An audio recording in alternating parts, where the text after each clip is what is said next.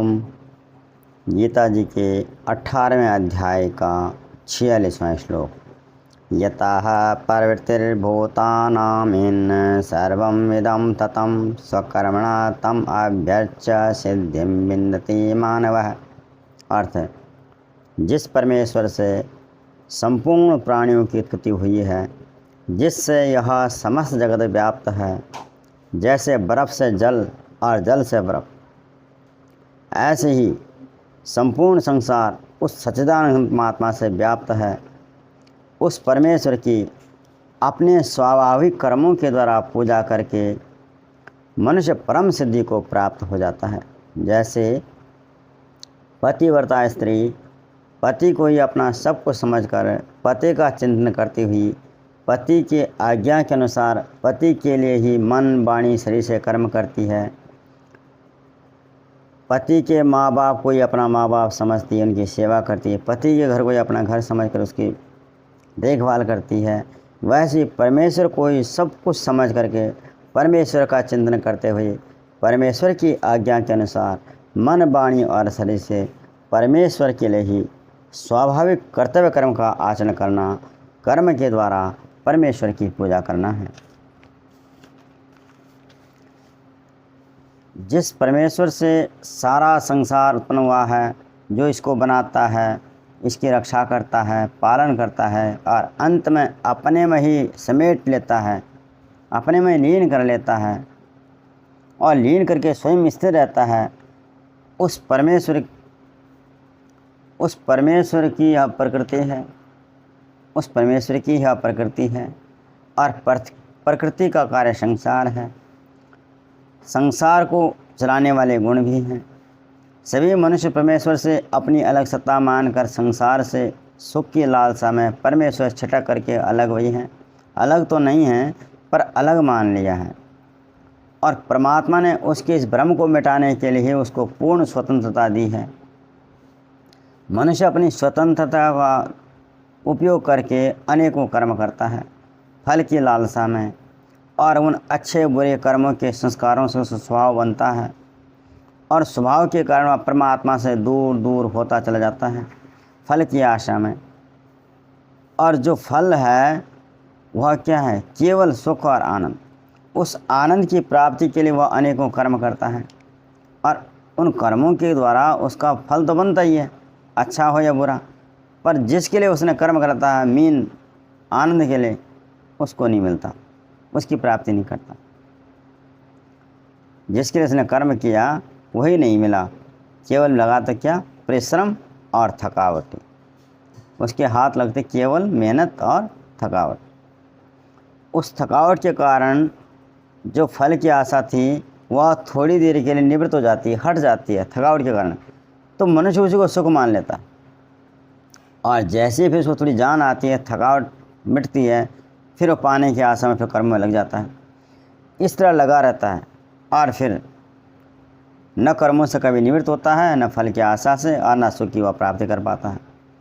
तो मनुष्य के स्वभाव के अनुसार उसको जो स्वाभाविक कर्म की प्राप्ति हुई है, क्योंकि कर्म के बिना मनुष्य रहता ही नहीं है, कर्म तो करना ही पड़ता, करता ही रहता, करता ही उसका स्वभाव है। तो जो उसको स्वाभाविक कर्म की प्राप्ति हुई है उसी को अच्छे से करे, कर्म करे दूसरे का हित सुविधा को ध्यान में रखकर। जैसे माना कोई औजार बनाने वाला है, औजार बना रहा है और औजार की मजबूती या जो हाथ में पकड़ में आने वाली जो मूठ आदि है उसको ध्यान देता, दूसरे को ध्यान में रख करके।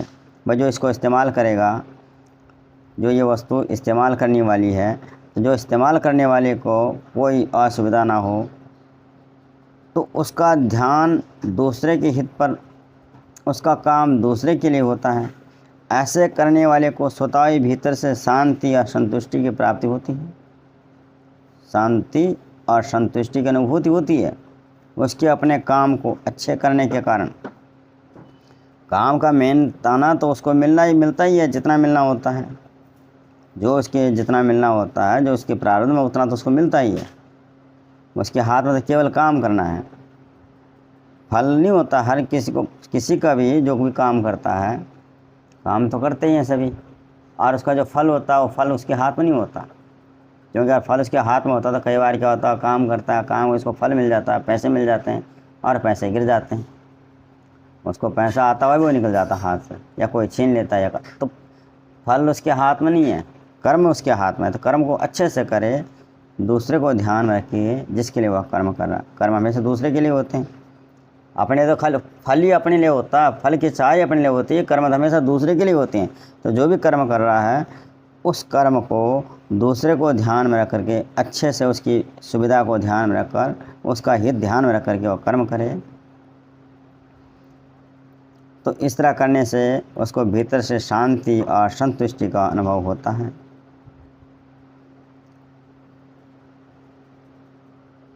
उस कर्म को करने से कर्म के बंधन से वह निवृत्त हो जाता है, और जो फल था वह फल भी कर्म को अच्छे से करके दूसरे के हित पर लगा दिया और स्वयं भीतर से शांति और क्षमता का अनुभव ले लिया। लेकिन जो दूसरा, अगर कोई दूसरा और वही काम कर रहा हो, वजह बनाने वाला हो, और फल को, कमाई को ध्यान में रखकर कर्म करता है, तो उसका माल हल्का होगा, क्योंकि बनाते समय भी वह माल के चयन में भी और कमाई में भी ध्यान रखेगा। किस तरह माल भी हल्का रखेगा और मेहनत भी कम ढंग से नहीं करेगा, उसका केवल प्रोडक्शन पर और कमाई पर ध्यान होगा।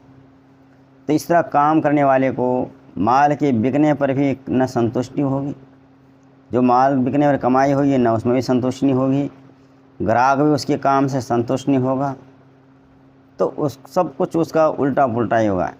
इस तरह वह न करते हुए संतुष्ट हुआ, न बेचते हुए संतुष्ट हुआ, न फल की प्राप्ति संतुष्ट हुआ, और फिर करने के लिए उसके बहुत सारे काम हैं, और वह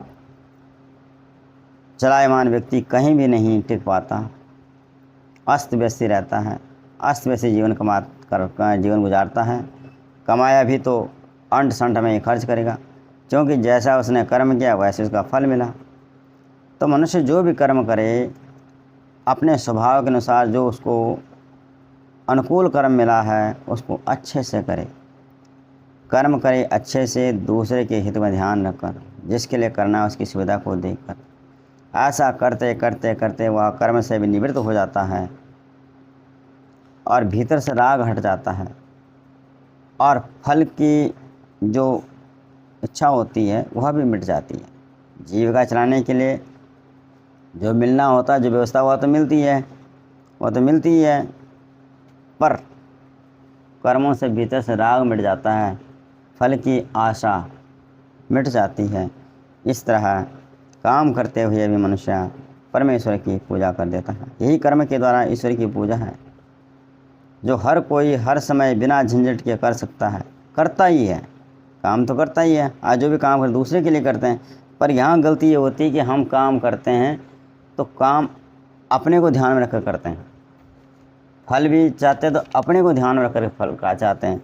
यही हमारी पूजा जो है अस्त व्यस्त हो जाती, बिखर जाती है। वरना काम के द्वारा दूसरों का, उपभोक्ता का ध्यान में रखकर काम करेंगे तो ये कर्म हमारी पूजा बन जाती है। धन्यवाद सुनने के लिए।